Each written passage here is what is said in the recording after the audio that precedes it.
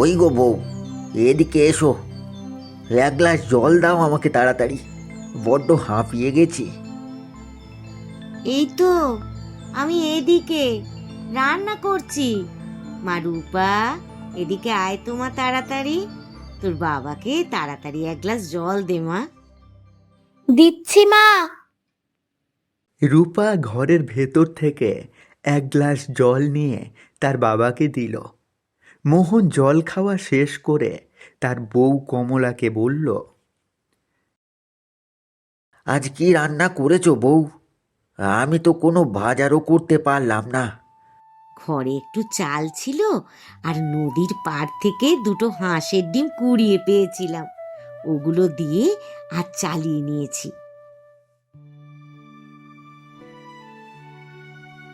মা, ঘরে তো কয়েকটা আলু আছে, সেগুলো দিয়ে না হয় আজ একটু আলু সিদ্ধ করে ফেলো। না, আলু আজকে রান্না করা যাবে না, ওগুলো কাল রান্না করব। একদিনেই সব খেয়ে ফেললে পরে কি খাবি? এমনিতেই আমাদের অভাবের সংসার। আজকে এইগুলো দিয়ে কোনো রকমে কাটিয়ে দাও, দেখি কাল আমি কোনো কাজ জোগাড় করতে পারি কি না।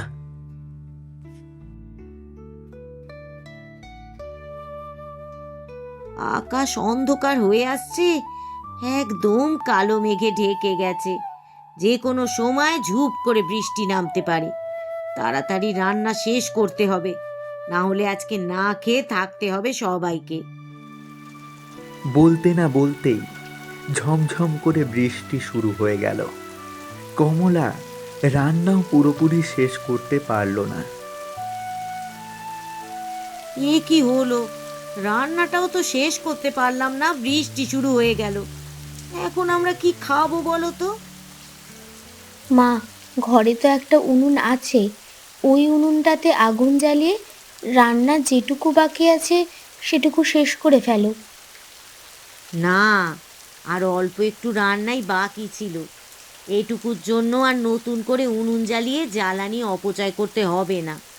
দেখি যেটুকু আগুন আছে সে তাপে হয়তো রান্না হয়ে যাবে, আর না হলে ওই আঁক কাঁচা চাল আজকে আমাদের খেতে হবে।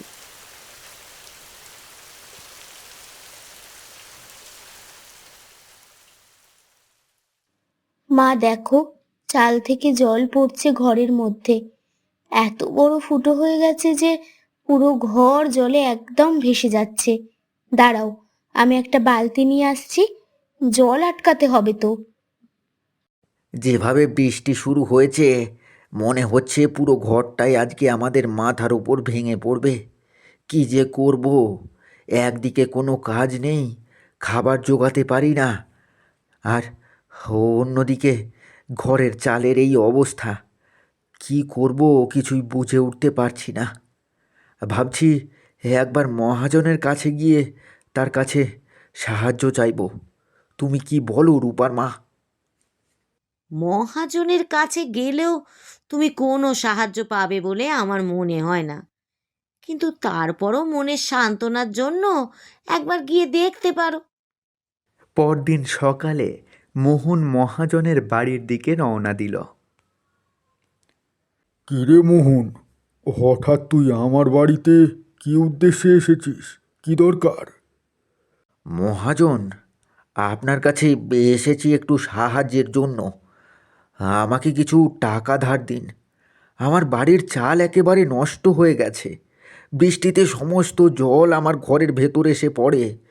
আপনি যদি আমাকে কিছু টাকা দিতেন, তাহলে আমি আমার ঘরের চালটা মেরামত করে নিতে পারতাম।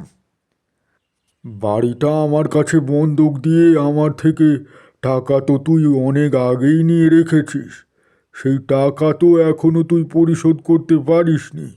তাহলে এবার কি বন্দুক দিয়ে তুই টাকা নিবি? বাড়ি তো আগেই বন্দুক দিয়ে রেখেছিস। মহাজন, আপনি তো জানেন আমি গরিব মানুষ। ওই ভাঙাচোরা বাড়িটুকু ছাড়া আমার আর কিছুই নেই। আপনি দয়া করে আমার উপর বিশ্বাস রেখে আমাকে কিছু টাকা ধার দিন। আমি ঠিক সময় মতো টাকাগুলো ফেরত দিয়ে দেব। শুধু শুধু একটু সময় লাগবে। একটা পথ আছে, তুই যদি আমার কথা শুনিস তাহলে আর কখনো তোকে কোনো টাকাই ফেরত দিতে হবে না। সেই সাথে তোর বাড়িটাও সম্পূর্ণরূপে তোর হয়ে যাবে, বন্দুক ছুটে যাবে। কি পথ মহাজন? তোর মেয়ে রূপাকে আমি বিয়ে করতে চাই। ওকে যদি তুই আমার সাথে বিয়ে দিয়ে দিস তাহলে তোর সমস্ত ধার দেনা পরিশোধ হয়ে যাবে। আর আর সেই সাথে তোর ঘরটাও আমি মেরামত করে দেব। আর সাথে তোর পরিবারের ভরণ পোষণ থেকে শুরু করে সমস্ত খরচ সব কিছু আমি চালাবো। এবার তুই চিন্তা করে দেখ তুই কি করবি। মহাজনের এমন কথা শুনে মোহনের মাথায় আকাশ ভেঙে পড়ল। মহাজন, আমি গরিব ঠিকই, তাই বলে আমি নিজের জীবনে একটু সুখ শান্তির জন্য আপনার মতো একটা চরিত্রহীন বুড়োর সাথে আমার বাচ্চা মেয়েটার বিয়ে দেব, এটা আপনি ভাবলেন কি করে? আপনার সাহায্য আমার প্রয়োজন নেই। তারপর মোহন বাড়ি চলে গেল। মোহন চলে যাওয়ার সাথে সাথেই মহাজনের বউ বের হয়ে এলো ঘর থেকে।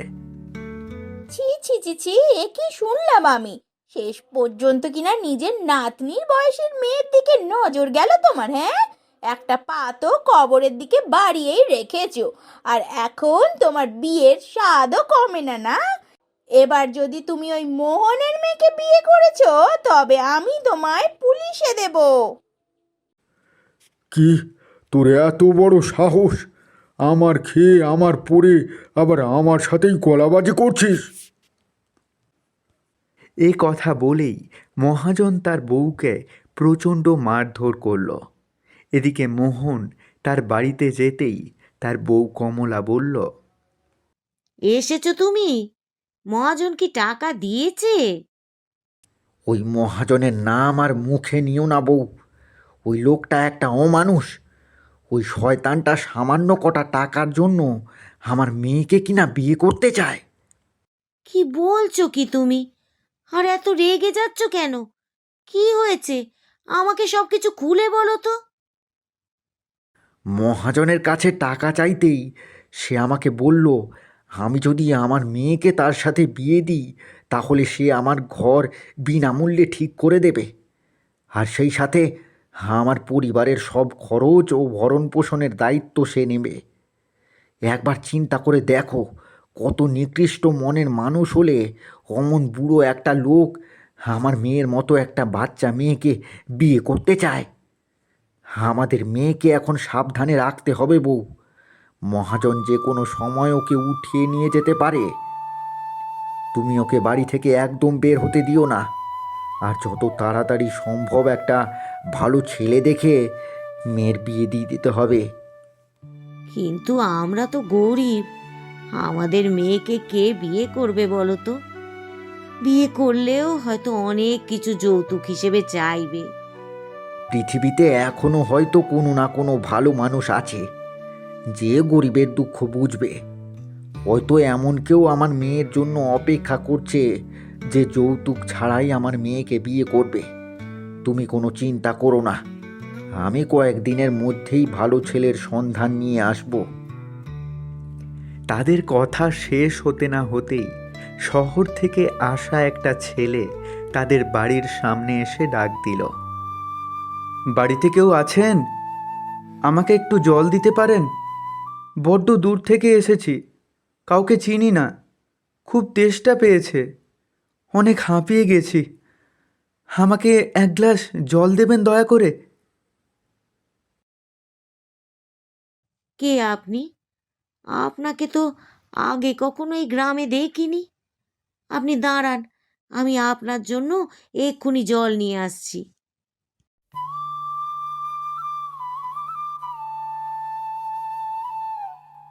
আমি এই গ্রামের নতুন এসাই, আজই আমার বদলি হয়েছে। নতুন গ্রাম, এখানকার চিনি না কিছুই, তাই হাঁটতে হাঁটতে আপনার বাড়ির সামনে এসে পড়লাম। আমাকে জল খাওয়ানোর জন্য অনেক ধন্যবাদ আপনাদের। এই গ্রামের পুলিশ স্টেশনটা কোন দিকে আমাকে একটু বলতে পারবেন? এদিক থেকে সোজা গেলেই ডানে পুলিশ স্টেশন পড়বে। এই একটুই, বেশি দূরে নয়। তারপর ছেলেটি সেদিকে চলে গেল। পরদিন সকালে মোহন আর কমলা ঘুম থেকে উঠে দেখে রূপা ঘরে নেই। আমি তোমাকে বলেছিলাম বউ, ওই মহাজন খুবই খারাপ লোক। সে নিশ্চয়ই লোক দিয়ে আমার মেয়েকে উঠিয়ে নিয়ে গেছে, জোর করে বিয়ে করবে বলে। আমি এক্ষুনি তার বাড়ি যাচ্ছি। মোহন মহাজনের বাড়ি গিয়ে দেখল তার বাড়ি সুন্দর করে সাজানো, একদম বিয়ের আয়োজন করা। মোহনকে দেখে মহাজন বলে উঠল, আসুন আসুন শ্বশুর মশাই, আসুন। আপনাকে তো তখন ভালোভাবে বললাম, আপনি তো আমার কথা মোটেও শুনলেন না, তাই জোর করে আপনার মেয়েকে তুলে আনতে হলো। সেই যখন পড়েছেন, তখন আজকে এখানে থেকে বিয়ের সব কাজকর্ম শেষ করে তারপর বাড়ি ফিরবেন। হ্যাঁ, চিন্তা নেই, আমার শাশুড়ি মাকেও আমার লোক দিয়ে উঠিয়ে আনছি। খবরদার মহাজন, আমার বাড়িতে আর কোনো লোক পাঠাবেন না। আমি এক্ষুনি আপনার বিরুদ্ধে থানায় গিয়ে অভিযোগ করব। আপনাকে আমি পুলিশে ধরিয়ে দেব।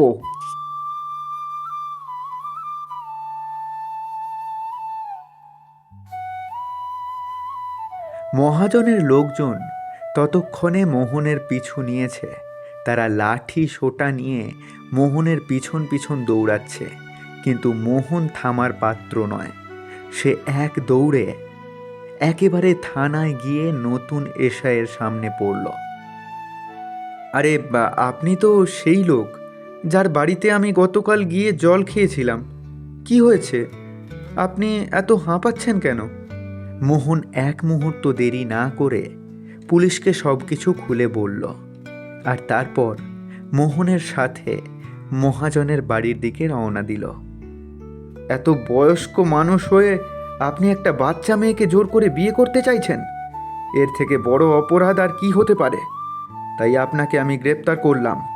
শুধু এই অপরাধী না, আপনি আপনার স্ত্রীর ওপর নির্যাতন করেছেন। তার জন্য আপনার বিরুদ্ধে নারী নির্যাতনের মামলা দায়ের করা হবে। তারপর পুলিশ মহাজন আর তার লোকদের ধরে থানায় নিয়ে গেল। মোহনের মেয়ে আর মহাজনের বউ বিপদমুক্ত হয়ে গেল।